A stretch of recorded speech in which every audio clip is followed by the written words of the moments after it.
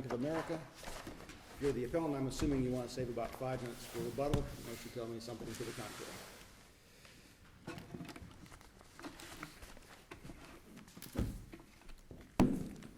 May it please the court. I'm Mark Stope. I represent the appellant. I do request 5 minutes for rebuttal. I represent a homeowner who hadn't paid her mortgage. I'm not asking you to like my case. I'm not expecting or suspecting that you'll want to reverse any more than you'd want to reverse if this were a criminal appeal and I was representing a defendant who was guilty of murder but had not been Mirandized correctly. What I am asking you to do, though, is follow the law. I'm asking that you write a scholarly opinion, something that this panel in particular is known for, that says that this final judgment of foreclosure was wrong. That says that this final judgment of foreclosure is contrary to law. I want to start with a couple of propositions that I think we all agree upon, including my opponent. That is that paragraph 22 in the standard Fannie Mae mortgage operates as a condition precedent to acceleration and foreclosure. That means that it's part of the plaintiff's prima facie case at trial. And where they don't comply with that prima facie case, then dismissal without prejudice is required. There's no dispute about any of that. It's a condition precedent? Is that what it is? Absolutely, Judge. And the Fourth District made that very clear in a couple of recent decisions in my brief, including Holt, which I actually got them to change on rehearing by citing a bunch of case law. So I don't think there's any dispute about that. My opponent is not challenging otherwise. So where did you allege the affirmative defense of failure to comply with the condition precedent? Because your answer to paragraph 8 of the complaint alleges plaintiff failed to give notice of alleged default and opportunity to cure.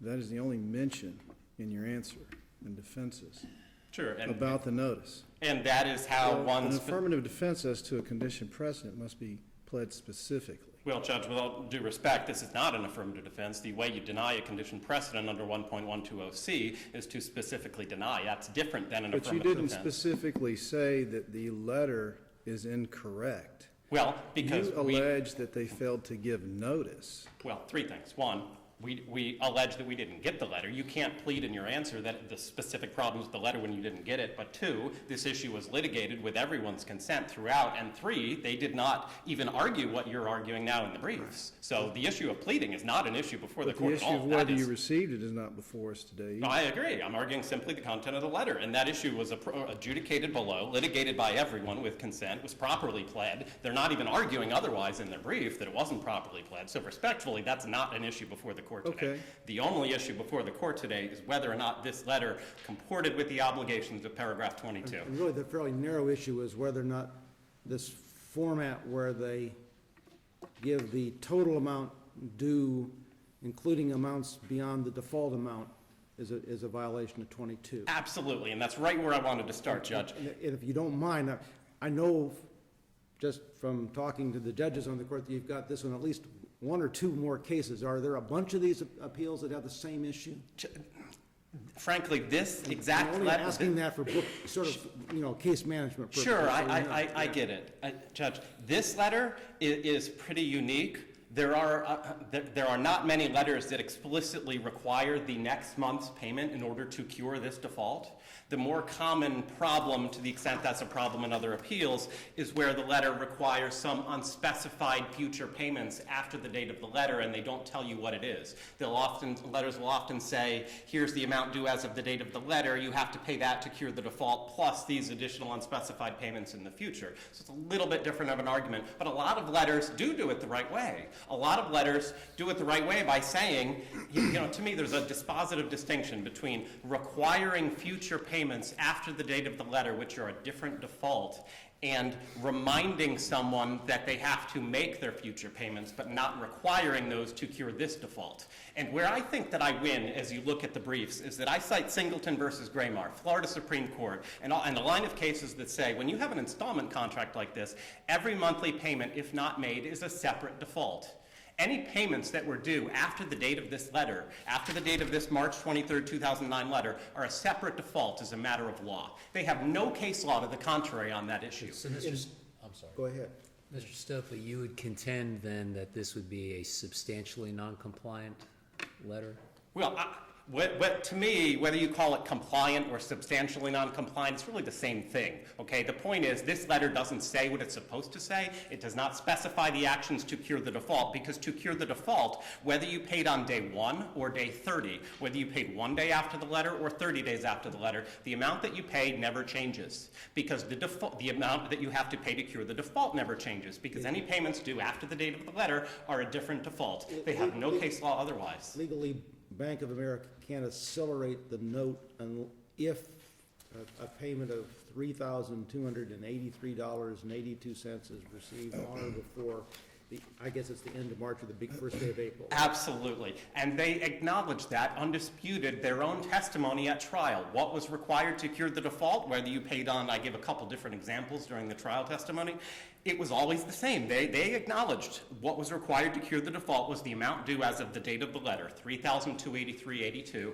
whether you paid that on day 1, day 30, or any day in between. They admitted that, but yet their own letter requires more than that. Their own letter requires the next month's payment, and I think it's even worse than that, their own letter requires the next month's late fee in order to cure this default. The next month's late fee.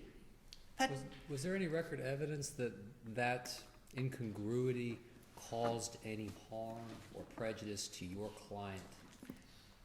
No, and there's two reasons why I win, regardless of that. Okay? The first is prejudice is not a factor in the analysis. If you look at the Florida Supreme Court standard jury instruction on contract cases, there is no mention of prejudice at all. It's not an element when you have a condition precedent in a contract. Judge Alderman, if you look at your Drummond case that I did a notice of supplemental authority on, 2007, you reversed a final judgment where the plaintiff didn't comply with a condition precedent without regard to prejudice. Prejudice not part of the analysis. This court's decisions on... At least in theory, a condition precedent is like a jurisdictional predicate to the case, at least in most cases. I don't know whether that's true here, but a lot of times, for example, complying with the notice provisions in the medical malpractice case is a condition precedent, and the court doesn't have jurisdiction to really go forward unless that happens. Is that the same with this? I don't really know. No, this isn't jurisdictional. This is an element of the plaintiff's prima facie case. It can be waived. It can be complied with. It's certainly not jurisdictional. I don't think anyone's contending that. So if you didn't deny the condition precedent, it could be waived, apparently. Absolutely, and that happens all the times in lower courts throughout the state. Okay. So, but this court has issued 2 paragraph 22 decisions on the content of the letter without regard to prejudice. Prejudice was not a factor in Judy. Prejudice was not a factor in Busquets. This court in both of those cases looked at the letter, set it next to paragraph 22 of the mortgage, and you decide as a matter of law, does the letter contain the requisite information? That's the analysis without regard to prejudice. So I submit first that you can't go make prejudice part of the analysis here, certainly not without going in bank, because you're bound by those 2 prior panel decisions.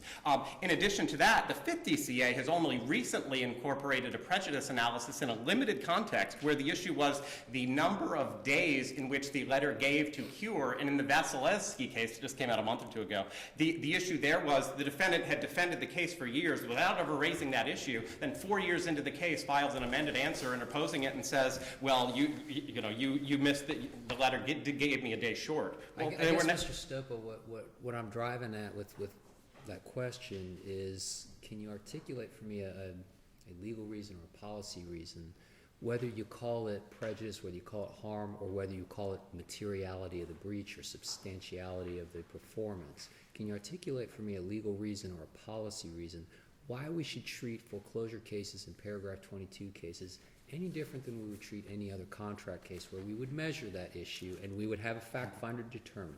No, you shouldn't treat them differently, and I submit that the law says that prejudice is not is not a part of the analysis for a condition precedent. Look at the Florida Supreme Court's... Materiality is an issue anytime you're talking about a breach of contract, whether it's condition precedent or any other provision. Okay, well then I cite the court, the many cases that I cite for the proposition that it's not the court's prerogative to rewrite the terms of a contract, especially where the bank drafted it, and paragraph 22 is the only paragraph in bold-faced font. Mr. Stoker, let me ask you this. My understanding is, and I'm not an expert on paragraph 22, that this is this is a requirement based on federal law, that this isn't all Fannie Mae mortgages, so I'm assuming there's a federal basis. Absolutely. Is And it you look at, statutorily required in these? there is no statute that requires it, but this is in the What's state. what's its origin? Where does paragraph 22 come from? You know, I have looked into that, Judge, and my best. Moses didn't put it in the Ten Commandments, I know that, that's what I know. My best answer to that is that, and it goes back many years, I've seen some from 30 years ago, probably 90% of the mortgages that I encounter have a paragraph 22. They're the standard Fannie Mae mortgage. To me, Fannie Mae is a government entity that created this paragraph in bold-faced font to protect consumers, to give But at least consumers. to your knowledge, it's not something that's compelled by federal law. I don't there. believe so. There's certainly nothing in the record that indicates that it is, but I think it's fairly axiomatic and just common sense that Fannie Mae created this to protect consumers. That's why it's in bold-faced font. And the next In order question I'm going to ask you, you speak really fast, so I have to stop you. That happens, Judge. Because paragraph 22 has been around for a long, long time, and it's in, I guess, every Fannie Mae mortgage in the United States of America, I'm assuming the question of whether we call it materiality or substantial compliance or the like probably has been litigated in places other than Florida. But are you aware of what the case law is around, is there someplace where we can go to look to see what other states have done with this issue? You know, there's really not much. If there was, I would be bringing it to you. I mean, frankly, I don't want to say created this on the ground level years ago, but I've been doing this for 5 years, kind of creating it on the ground level, going from circuit judge to circuit judge, saying, you know, grant on this, and I win a lot, I lose a lot, and here we are looking for guidance from you because there's not a lot of appellate case law out there. And, you know, I submit, I want to answer your question on the issue of prejudice. I don't think it's a factor based on the Florida Supreme Court standard jury instruction, based on Your Honor's decision in Drummond, based on all the paragraph 22 cases that exist, including from this court. But even if you thought it were a factor, the first issue is it's clearly the plaintiff's burden of proof. Okay, the Florida Supreme Court standard jury instruction on conditions precedent makes it their burden of proof. The Boltby case, which I cite, is clearly a part of their prima facie case and their burden of proof. So what record evidence was there of a lack of prejudice at trial? None. That's fatal to the plaintiff. It was their obligation and they presented nothing. Okay, and then if you look at an analogous context, if you're trying to decide how to rule on an issue like this, look at Macias, the Florida Supreme Court. How do they treat this in the insurance context, okay? When you have a notice condition precedent in the insurance context, the Florida Supreme Court says if that notice is not given correctly, prejudice is presumed. And it's then on the burden of the other side to prove a lack of prejudice. So even if you thought prejudice was part of the analysis here, the burden of proof is on them, because prejudice is presumed as a matter of law. And when they present nothing, that is fatal to their case. So that's Macias out of the Florida Supreme Court. And Judge, understand, that's in the insurance context, which to me is helpful for them making that comparison. Because in the insurance context, it's the consumer who has to comply with the condition precedent that on the insurance company's policy. Here, it's the bank complying with their own condition precedent that they drafted. There's no Mr. reason to Stoker, cut them a break. Let's get back to the letter, okay? I think we all can agree that a reasonable person who has a mortgage, who owes money on their house, looks at this letter. It's March 23rd. You haven't paid in February. It's March 23rd. March payments is due by March 15th. It's late. Paragraph 22 says, it shall specify the default. The letter says you're in default. Paragraph B, the action required to cure the default. Paragraph 22 doesn't require the lender to put the exact amount that's due. It doesn't say that. You're arguing strict compliance. If you want to strictly comply with that, it's the action required. Where does it say in here that the lender has to tell them exactly what they owe? Judge, I agree that paragraph 22 doesn't require that the letter specify the exact amount, okay? But it requires you specify the action to cure the default, which and means it's specified in here what you owe. Judge, I'm sorry. And it also tells your client, if you disagree, call us. There's no evidence in the record whatsoever that your client called the lender. There's no evidence in this record that if they would have given her the correct amount that she had the ability to cure. Okay, with all due respect, even if you think those are factors, that was their burden to disprove, not mine to prove. That's very clear under the law, and they have no opposing case law on that issue at all. And in addition, But you're arguing to us that your clients don't understand this. No, They don't understand this at all, but you have no evidence to prove that. I didn't say that. I didn't say that they didn't understand, okay, first. And second, it is their burden to prove this issue, and they presented nothing. So respectfully, your questions on that issue should be directed towards them and ask them, where's your case that shows that this was my burden? They can't point you to that case. They don't in their briefs because that case doesn't exist. And now as to this letter, Judge, with all due respect, this does not specify the action to cure the default. When you tell someone you have to pay $4,607 to cure the default, but all that was actually required to cure the default was $3,283, you did not specify the actions required to cure the default. You required them to pay more than was necessary to cure the default. You've got 5 minutes left. So with that, I will save the rest of my time for rebuttal. Thank you. I'll hear from Bank of America.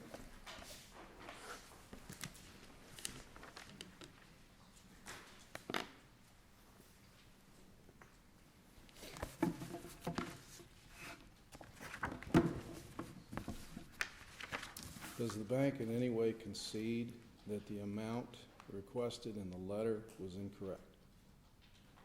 No, Judge. I believe the letter Tell us accurately why it's states correct. You know, And if- he's got you started before your name, but you're supposed to tell us your name first. May it please the court. My name is Alan Pierce with Liebler Gonzalez in Port Tawando. I'm here with co-counsel John Gard, Quarles and Brady in Tampa. We represent Bank of America and the appellee in this matter. And to answer your question again, Judge, no, it's our position that the letter accurately specifies not only the default, but the action required to cure the default. And I think you touched on it, Judge Sleet, that the notice in 2 different places states specifically the amount due today, and in bold letters in the header, it says amount due today. The problem that we run into here is that we're required to give 30 days notice to cure the default, and within that 30 days, an additional regular monthly payment becomes due. But is that additional payment something that must be paid to cure the default? Yes, Judge. Essentially, to cure the default, the borrower has to pay the amount in arrears, and if in this letter, at the end of the 30 days, if the borrower waits to pay until April 22nd, an additional monthly payment becomes due. But if the borrower pays on March 29th and pays that lesser amount, you can't accelerate the note. Even if they skip the next month's payments because you got to send them another paragraph 2 notice, 22 notice, month after month after month. Well, and that's I didn't make the law, but that's how this works, right? At this point, that does appear the way it works. So if So the you borrower, didn't really accurately tell them what steps they needed to do to cure the default. And paragraph 22 does say you shall do that, right? well, respectfully disagree, Judge. The notice does say the amount due today. So if the borrower were to pay the amount in arrears, the $3283.82, before the due date for the April 1 payment, the default would be cured. In order to cure this default and to reinstate your loan, whatever that means, you must deliver to us in the form of a cashier's check or certified funds the total sum of $4,607.61. That's just flat false, isn't it? No, Judge, that would be correct. And it says if you fail to act before April 22nd, 2009. So the $4,600. But it's a separate breach, right? This is treated as an installment.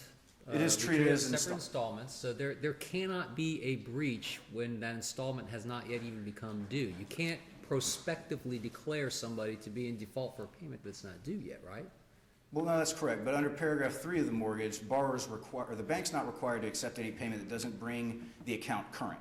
And in this case, within the 30-day window of the notice here, the additional monthly That's a payment. separate issue from whether or not there's a default, though. Right. Because you can't accelerate if they pay this lesser amount by the end of March. If they pay the lesser amount by the end of March, that would be correct. The default would be cured, so there would be no need, there would be no right to cure the action. But if the borrower were to wait until April 22nd, as it specifies in the date, the additional monthly payment and the late fee would be due, and at that point, to bring the account current, the $4,600 payment would be required. What happens if they send you a check for $3,283.82 on the 2nd of April? Well, then the bank would have the right to accelerate the loan, whether or not they would choose to do so why would they have the right to do that? Because the payment at that point would be late. The note requires the payments to be paid by April 1st. The April payment would be late. Correct, Judge. Can you accelerate the April payment if it's 1 day late? Well, not until we give them 30 days notice. Yeah. Correct. And we can talk about this a long time, but I Yeah. think there's a defect in this letter. And so the question really is the materiality or substantial compliance. Absolutely. Is the lower court allowed to do what the Fifth District has done and just say that, well, they didn't show that they could have paid the lesser amount, there's no prejudice here, basically, and so there's substantial notice and we go on with foreclosure? Yes, Judge, we believe so. In the Fifth District's recent opinion that we cited in our notice of supplemental authority, the Vasilevsky case, the Fifth DCA said that absent some prejudice, the breach of a condition precedent does not constitute a defense to the enforcement of an otherwise valid contract. And I know that we had discussed about the burden of proof and maybe there being a lack of proof by the bank, but the bank's position is that if that were the case, if it were their burden, they did satisfy that burden. The witness testified that the appellant's last mortgage payment was made on January 9th and that there had been no cure of the default since the default notice was sent. And in addition, the payment history shows that there's been no payment in 4 years. So if the burden is to show that there was no prejudice, then that evidence shows that there was no attempt to cure the default. There was no cure of the default. Yeah, The if they have to show no prejudice, you win. If they don't have to show no prejudice, Either way. they win. I mean, this is really what it Yeah. comes down to. Correct. And I think really what So we're... I'll ask you the same question I asked him, that I would have to think that this issue would have arisen in one of the other 49 states before now. Is there, It seems to be a fairly open area, and as opposing counsel stated, that in looking through and researching this issue, there's not a whole lot out there, and there's certainly nothing in the record or in the briefs that we could point to at this time to really help clarify matters. But we believe that the substantial compliance standard is the standard, and I think it all relates to prejudice, materiality of the breach. At the end of the day, this condition precedent is established as a way to potentially avoid resort to the court. And all we're required to do is... the law, at least right now on standing, is that prejudice is not a prong. If you have a problem with standing at the beginning of the lawsuit, they can wait and trap you with it at the motion for involuntary dismissal at the end of the trial. Well, provided... So if it's, is that a condition precedent the same as standing in this letter issue, the same kind of thing? No, Judge. The condition precedent in this case is really, the purpose is to provide notice to, and this is much like, just like in the insurance context, it's the party with the obligation to pay is the one who is required to be notified of that obligation so that they can investigate, determine their liability, and act accordingly under the contract. It's similar to a notice of cancellation on an insurance policy. Exactly. And in the insurance context, the notice is to the insurer, hey, this accident or this injury has occurred, your obligation is to pay this amount. They take a look and act accordingly. In this case, it's the borrower is required to make the payments. We notify them, hey, you haven't made the payments, here's the amounts that are due, and they act accordingly. And if they don't, then the bank's entitled to accelerate and foreclose on the property. And that's essentially what we've done here, Judge. We have fully complied with the requirements of paragraph 22 of the mortgage, or at least substantially complied. It specifies the default, the dates, the monthly payments that were not made. It specifies the amount to cure at the time of the notice, and goes further and specifies the amount that would be required to pay if the borrower waits until the end of the 30-day period that they're being provided to cure. And that's essentially all that's required. And this notice at least... It tells the borrower that they're in default for February, but it doesn't tell them how to cure the February default. And from the letter itself, it seems as if they're going to be in default for March. It doesn't tell them how to cure the default for March. Well, it tells them to make a certain payment within 30 days, which would be in the mid-April. So April would be in default too. So how's this clear? Well, the notice was provided and is dated in March, and it provides that the payments have not been made for February, March, and then if the payment is not made in April, there's the amount. So the $3,200, and this is based on, we're also dealing with someone who, for a period of time, has been making regular monthly payments in the same amount. So this is knowledge that exists. And you can tell from the amount, from the $3,283 that is 2 months payments plus the late fees, just as the witness testified at trial. And so the bank's position is that this $3,283.82 specifies the amount that's required to cure the past due payments, and that it goes further and states that the $4,600 payment is the amount that would be required to pay to cure the default if the borrower waits to the end of the 30-day period. And that's all that's required. There is nothing, and there's been no authority that has that would stand for the proposition that perfect compliance is the standard here.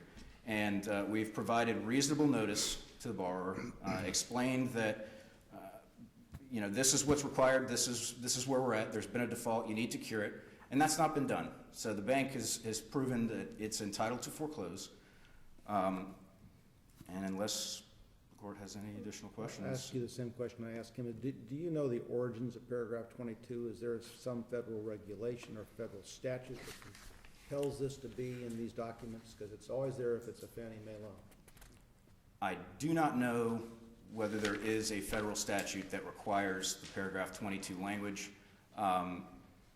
That would be something, if the court's interested, we'd request an opportunity to provide a supplemental brief and further research the issue. I think that with opposing counsel's research and knowledge in the area and ours, that if it were out there, that it may have been, we would have come across it, but we weren't specifically looking at that issue, right. So if well, the court... at least in my own mind, whether it's a condition precedent within a contract or whether it's a condition precedent compelled by federal law, might be two different issues in terms of whether you can waive things and how strictly they have to be enforced. Understood. And at this point, I think that the bank's position is that this is a contractual condition precedent, and the purpose is just to provide the necessary information to allow the parties to try and work this out before resorting to the courts. And that was done in this case, and the bank proved that it was entitled to foreclose. Okay.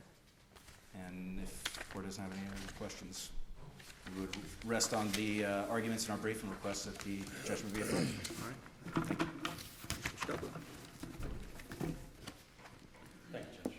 Your Honors, I'm happy to write a supplemental brief if Your Honors would so request on the I'll tell origin you what, of if we decide that, we'll send you out an order asking you to do the research. Sure, I just want to make sure I'm more than willing to go embark on that exercise if you wanted.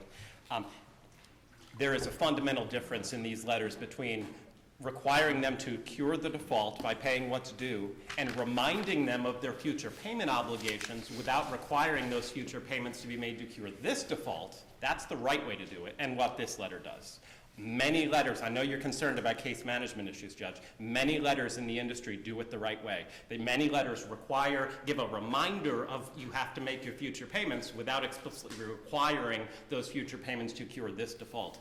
This letter is not done the right way. I think Your Honor agrees with that. That is the dispositive distinction, which leaves us only talking about prejudice. And I think this is, even if you think prejudice is part of the analysis, which I don't, this is, I think, exactly like the Macias situation. You have to presume a prejudice here when they're requiring more to be paid than was necessary to cure the default. At some point, when you get a letter in the mail and you're a consumer who's obviously behind on their mortgage, you get a letter in the mail that requires you to pay more than is necessary, you just throw up your hands and say, I don't have that amount of money. Prejudice has to be presumed in that context, just like it would be in the Macias Why context. does it have to be presumed? I mean, your client could have come in and say, gee, if I'd have known it was $3,000, I could have. But it's not our burden of proof. That's, yeah. Well, Sure. let me ask you this way, because counsel, your opposing counsel, Mr. Pierce, kind of suggested perhaps that the trial court could have properly considered the non-payment for 4 years or what have you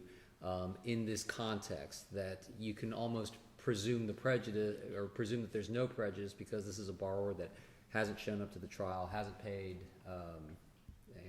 for the past 4 years, what have you. What would you do with that notion?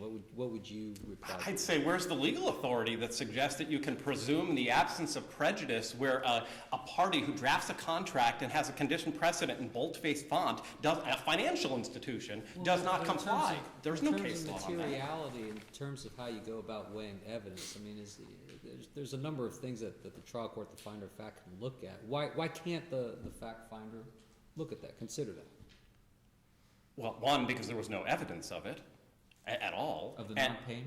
there was no, the non-payment doesn't prove that there was an absence of prejudice by sending a The defective letter. non-payment for Just a like the substantial period of time? Well, just like the dissent wrote in Vasilevsky, you would eliminate the notice requirement altogether if you just showed there's non-payment. You might as well cross out paragraph 22 altogether if you're going to This note say, was- This note was what, 2 months behind when they sent out the letter? Is that what it was? yes, And- it and was when- February and When March. did they accelerate? The acceleration was after the April letter. Good. So 2 months behind. From that point on, they had to pay the whole 9 yards if they were going to get out of this. There you go. But there's no case law that says in a consumer protection context, and I think we all agree no matter what the purpose of that paragraph 22 in the Fannie Mae mortgage was, it's a consumer protection angle. There's no case law that says in a consumer protection context, even where the financial institution doesn't comply, we're going to presume an absence of prejudice to the consumer. That doesn't exist. You'd be making that up. I'm at least trying to give you some analogous context, and to me the insurance context, like I explained, are different because those are the situation's flipped. So that even inures to their benefit making that comparison. So I think that this is clear. And also, I want to make sure that I mention too, you had this right to bring a court action language. The letter is also defective on that basis. It did not inform the defendant of the right to assert in the foreclosure proceeding the non-existence of default. I gave you a bunch of circuit court orders where circuit court judges have said, hey, telling the defendant, go file a suit to assert a defense, you don't get to tell a consumer you have to go file a lawsuit in order to assert a defense. Paragraph 22 required that they tell us, that they notify us, we have the right to assert defenses in the proceeding that they brought. A lot of circuit court judges have agreed with that. That's another issue for which there's no case law on, for which the circuit courts could use guidance. So, but I do ask, please don't, I get that there are case management concerns. You asked me about that question earlier. I get that, and I guess the example I would give as I thought about this is, imagine that I'm just not anxious to have 7 oral arguments on the same issue. imagine that, and I get that. I deal with that every day below. I get that. Imagine that police departments throughout the state suddenly decided to start arresting people and doing custodial interrogations without regard to Miranda, and you start having a bunch more criminal appeals because of You've done that. that twice, and I would point out that one's a constitutional right and one's a Sure, contract. but the point is still, you still follow the law, right? And if you're going to follow the law for a criminal defendant, you'd still certainly follow the law for consumers. So that's simply the point, and I get the distinction. It's not a perfect comparison. Well, we don't have substantial compliance in Miranda either. Well, we don't have it either here either, Judge, so they are a good comparison then. I'm happy to answer any other questions that you have. I think you all agree that this letter is fatally defective and that a written decision is in order to not only reverse, but to give guidance to lower court judges on this issue. Okay, thank you very much. Thank you all.